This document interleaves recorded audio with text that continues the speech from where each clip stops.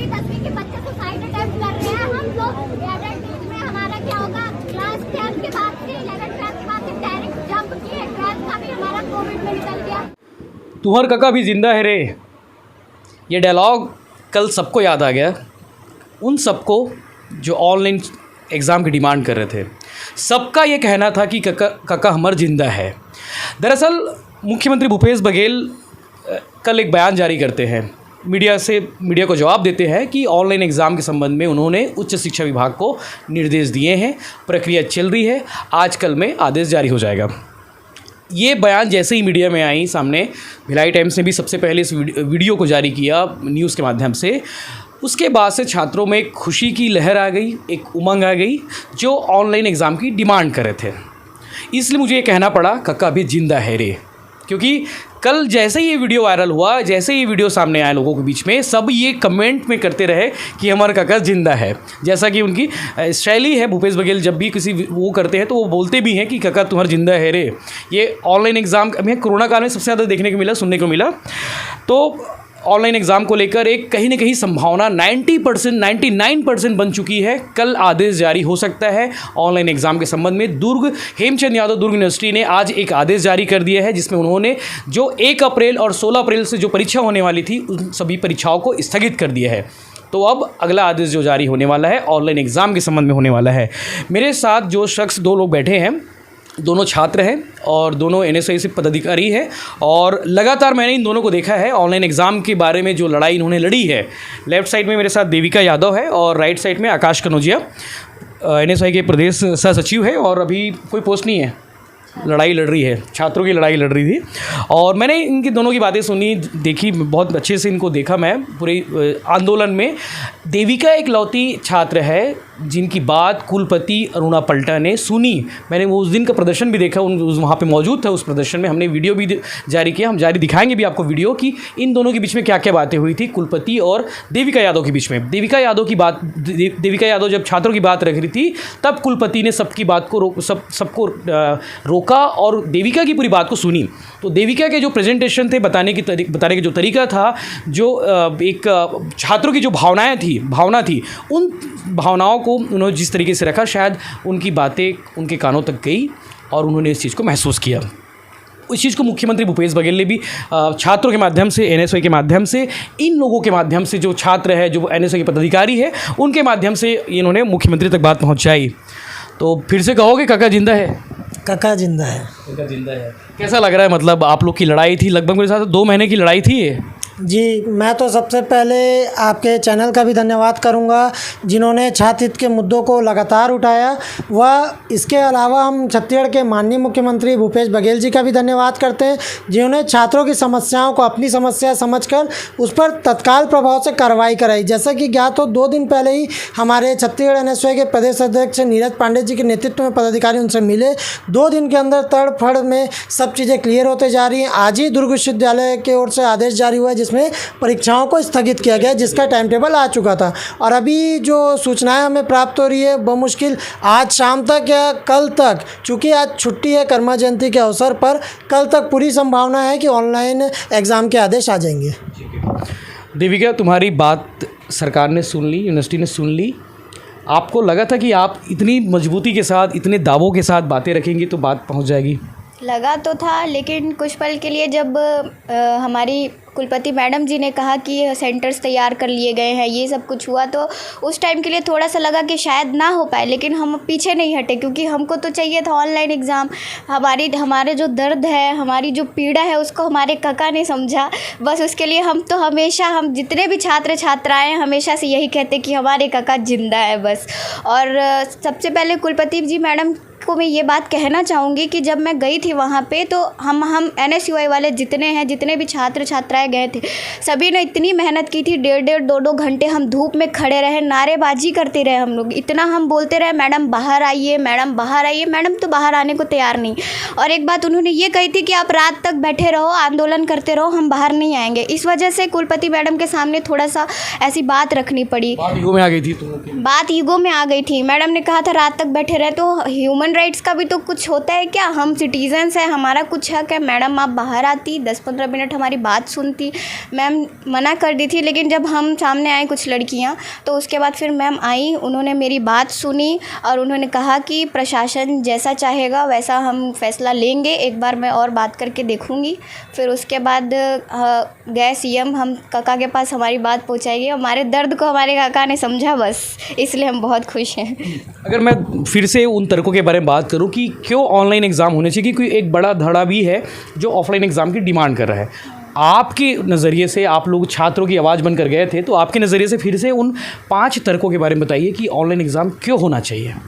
Online exam कोई हमारा ऐसा शौक़ नहीं था कि हमको ऑनलाइन ही देना है। ऑनलाइन एग्ज़ाम इसलिए हमको चाहिए क्योंकि स्टार्टिंग से जो हमारा टू ईयर्स जो बिफोर हमारा पहले गया, वो हमारा कोविड में चले गया। जो बच्चे फर्स्ट ईयर आए होंगे वो आज फाइनल में होंगे, ऑनलाइन देते और फिर से ऑनलाइन देंगे। हाँ, जो फर्स्ट ईयर में, और हम सेकेंड ईयर के स्टूडेंट के साथ ऐसा था कि हम क्लास 12th का जब हमारा एक पेपर बचा ही हुआ था, तभी से कोविड के केसेस थे, बंद हो गया, सब लॉकडाउन हो गया। उसके बाद फिर क्या हुआ कि 12th के बाद से डायरेक्ट हम सेकेंड ईयर पे जंप किए।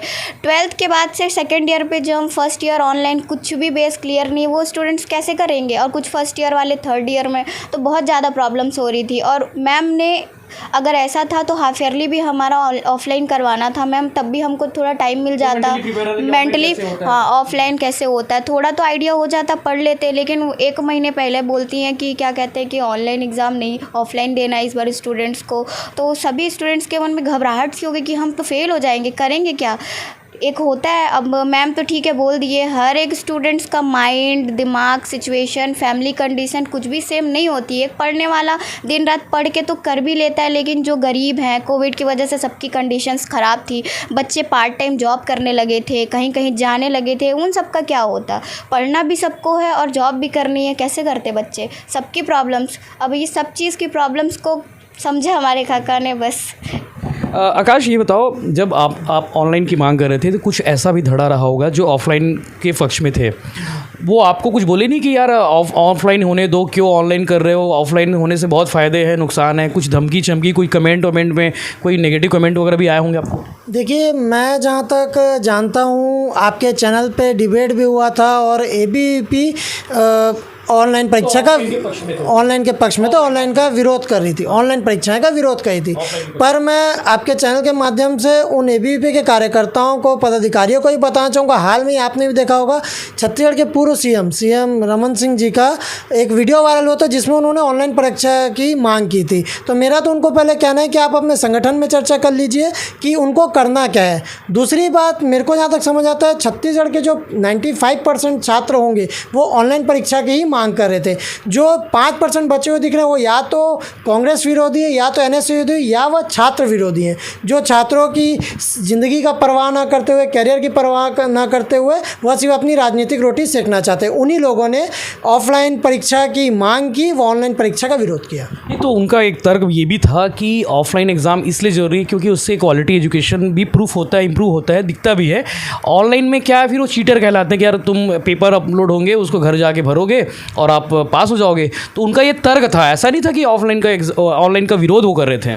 देखिए, उनकी बात मैं एक हद तक समझता हूँ, सही है, पर आप उनको चीटर तब बोलेंगे जब आप उनको उतनी सुविधा मुहैया भी कराएंगे। आप भी जानते हैं सिलेबस कंप्लीट नहीं हुआ है, ऑफलाइन क्लासेस मुश्किल से 1-1.5 महीने चली हैं। इसके अलावा जब आप छात्रों को सिलेबस पूरा नहीं कराएंगे, उनको पेपर कैसे नहीं देना है, उनसे अगर इतना ही था मॉडल एग्ज़ाम उन्होंने दिया, एक भी बार वो क्लासरूम में बैठ के नहीं दिए, तो ना वो मेंटली प्रिपेयर है, ना वो परीक्षा देने का ABCD जानते हैं। तो मेरे हिसाब से ये छात्रों के साथ अन्याय होता है ऑफलाइन एग्ज़ाम। अच्छा, ये बताइए, आप लोग टोटल कितने दिनों तक ये धरना वरना दिए हो और कहाँ कहाँ गए हो प्रदर्शन करने के लिए? कहाँ कहाँ चक्कर काटे, पैर अपने चप्पल के जो नंबर है वो भी घिस गए होंगे? जी, आपने सही कहा है।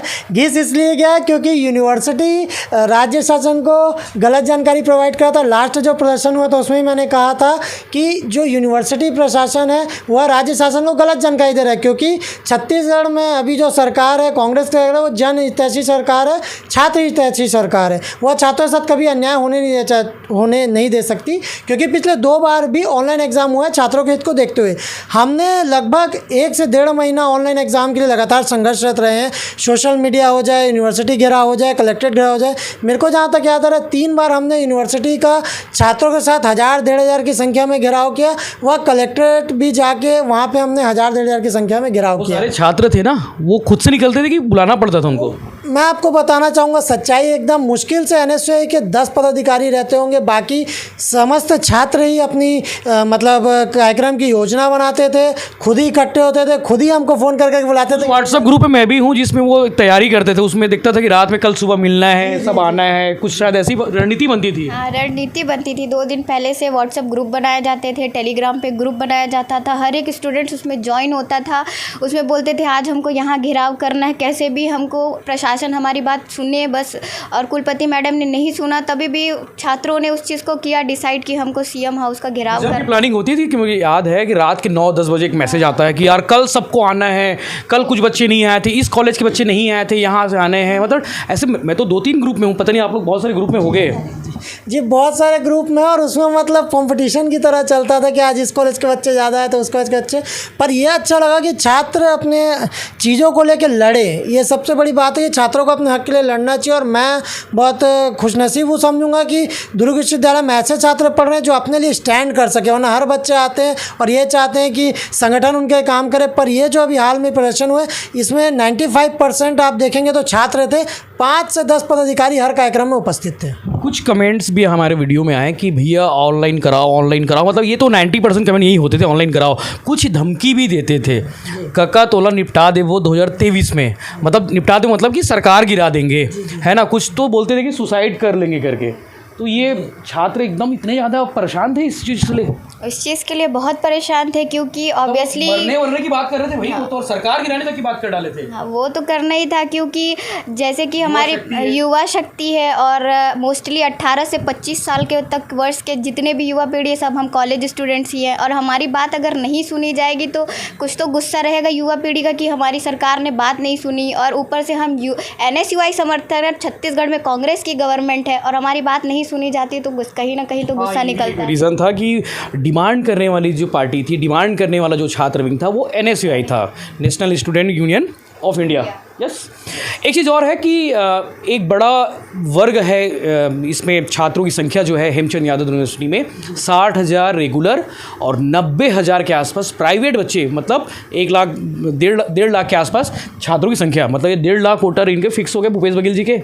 जी देखिए, वोटर का ऐसा है, आप जो कमेंट है 2023 में चुनाव है, आप बिल्कुल सही कर रहे हैं। पर मेरा ये बोलना है कि ये छात्रों के जो कमेंट्स आ रहे थे ये मैंने भी पढ़े थे, और मेरे को ऐसा लगता है कि ये ऑपोजिशन पार्टी की चाल है, क्योंकि छात्र जो थे उनको अपने मुख्यमंत्री पे पूरा भरोसा है, इसलिए वो लगातार शांतिप्रिय तरीके से प्रोटेस्ट लगातार करते हैं। आप देखें कहीं यहाँ तो हिंसा वाली कोई बात नहीं। और चूँकि उनकी बात भी जो कांग्रेस पार्टी की छात्र शाखा है NSUI लगातार उठा रही थी, तो ऐसा वोट देने वाला बात तो मेरे हिसाब से नहीं है। हाँ, कुछ बच्चे होंगे जिनको बरगलाया गया होगा, उनका ब्रेन वॉश किया गया होगा, पर मैक्सिमम जो मेरे को समझ आता है बच्चों को छत्तीसगढ़ शासन पे माननीय मुख्यमंत्री जी के ऊपर पूरा भरोसा था। और भिलाई दुर्ग के छात्रों को तो खासकर, क्योंकि यहाँ पे जो भिलाई के वर्तमान विधायक हैं माननीय देवेंद्र यादव जी, छात्र नेता, वो भी खुद भी छात्र नेता है, खुद एक छात्र नेता है। वह छात्रों की हर मांग को, हर उनके दुख दर्द को समझते हैं। और लास्ट ईयर भी जब हम ऑनलाइन की मांग करने गए थे तो मैंने ही और हमारे साथियों ने ही एक ज्ञापन देवेंद्र यादव जी के थ्रू दिया था माननीय मुख्यमंत्री जी के नाम। और अभी हाल में भी हमने माननीय विधायक जी से चर्चा की थी और देवेंद्र यादव जी ने भी कहा था कि हम आपकी मांगों को सरकार तक पहुंचाएंगे। और ये जो वोट वाली बात है मेरे हिसाब से यह अपोजिशन का और बरगलाने वाली बात है, इसके अलावा कुछ नहीं है। लेटर इस बार भी लिखा था विधायक जी ने, इस बार भी लेटर, पर इस बार उन्होंने उमेश पटेल जी को लिखा था। देविका एक चीज़ बताओ मुझे, आपके 2 वीडियो बहुत तेज़ी से वायरल हुए, हमारे भिलाई टाइम्स में ही लाखों में गए वीडियो, कुछ 60-70 हज़ार के आसपास गए। दोनों वीडियो वायरल होने के बाद आपके घर का माहौल कैसा था कि बेटी नेतागिरी कर रही है, पढ़ाई लिखाई छोड़ के? दोस्तों के क्या रिएक्शंस थे? तुम हीरोइन बन गई हो, मतलब नेता बन गई हो, क्या रिएक्शन थे? दोस्तों के थे मोस्टली। अब मेरा ऐसा कुछ था कि स्टार्टिंग से कॉलेज में ही थोड़ा सा फ्रेशर पार्टी वगैरह हमारी होती, उसमें से ही थोड़ा बोलना चलना था, तो उसमें से ही सब मुझे कहते थे कि ये हमारी छोटी कलेक्टर है, ये हमारी नेता है, ये तो ऐसी है, बोलते ही थे। और इसके बाद से और दोस्त बोलने लगे। और घर की बात करें तो मेरा घर होम टाउन प्रयागराज में है। मेरे दादाजी लेक्चरर थे, मेरी दादी ऑब्वियसली पार्षद, और मेरे चाचू अभी भावी जिला प्रत्याशी सदस्य पंचायत के, उन्होंने भी पॉलिटिशियन है, तो उसका थोड़ा सा असर है। स्कूलिंग कहाँ? KH मेमोरियल, जहाँ तक हाँ, मेरी क्लास 4 ऑनवर्ड्स क्लास 12 तक KH मेमोरियल स्कूल में स्टडीज़ हुई है। परिवार नेतागिरी है, तो नेता के लक्षण साफ साफ झलक रहे बॉस। परिवार अभी NSY में कुछ हो, पोस्ट में हो? नहीं, मैं अभी कुछ पोस्ट पे नहीं हूँ, लेकिन हमारे भैया के कहने पे मैंने NSY ज्वाइन किया। उन्होंने फ़ोर्स किया कि मैं चाहता हूँ पर्सनली आप ज्वाइन करो, आप उस काबिल हो, तो उनके कहने पे मैं NSY में आई और उनके कहने के बस अनुसार मैं आज यहाँ तक पहुँची हूँ। छात्र विंग और छात्र संगठन को ऐसे नेताओं की ज़रूरत भी है जो अपनी बातों को खुल के रखे और बहुत अच्छे प्रेजेंटेशन के साथ रखे। तो और ऑनलाइन एग्ज़ाम को लेकर कोई डाउट्स हो बच्चों को जो आप लोग क्लियर करना चाहते हो? अभी डिटेल तो आना बाकी, गाइडलाइन डिटेल आना बाकी है। बस यही है कि मैं छात्रों से आपके चैनल के माध्यम से यही गुजारिश करूंगा कि आप थोड़ा सब्र बनाए रखें। CM साहब बोल चुके हैं और मेरे हिसाब से आजकल में आदेश आ जाएगा और जैसा भी रहेगा वो फैसला छात्र हित में रहेगा। आज कर्मा जयंती की वजह से नहीं आ पाया क्योंकि अवकाश है सरकारी। तो ये थे दोनों छात्र नेता जिन्होंने लड़ाई लड़ी। मैंने इनको देखा है, हम सब ने देखा है इनकी लड़ाई, इनकी वीडियोस हमने देखे हैं। इनके साथ और भी छात्र नेता थे जिन्होंने इनके माध्यम से इनके साथ में जाकर लड़ा। और आज दुर्ग यूनिवर्सिटी को, हेमचंद यादव दुर्ग यूनिवर्सिटी को ये फैसला वापस लेना पड़ा, स्थगित करना पड़ा। आदेश जो टाइम टेबल जारी हुए थे, नोटिफिकेशन जारी हुआ था, उसको स्थगित करना पड़ा और आने वाली परीक्षाएँ सारी स्थगित हो चुकी हैं। कल तारीख क्या है? कल 29 तारीख, कल 29 मार्च को शायद शाम तक ऑनलाइन एग्ज़ाम के संबंध में आदेश जारी हो जाए, जिसमें पूरी बातें लिखी रहेंगी, गाइडलाइंस लिखे रहेंगे कि ऑनलाइन एग्ज़ाम कैसे होंगे, पेपर कहाँ अपलोड होंगे, बच्चों को क्या करना पड़ेगा, आंसर शीट कहाँ मिलेंगे, पूरी बातें लिखी रहेंगी। तो सरकार का ये फैसला आपको कैसा लगा ये भी हमें कमेंट करके बताइए। और कोई सुझाव हो जिस पर सरकार को तत्काल अमल करना चाहिए एग्जामिनेशन को लेकर, और या फिर दुर्ग यूनिवर्सिटी को तो उसको लागू करना चाहिए, उस पर हमें कमेंट कर सकते हैं। और चैनल को सब्सक्राइब जरूर करते हैं ताकि आपको पल पल के अपडेट्स मिलते रहे।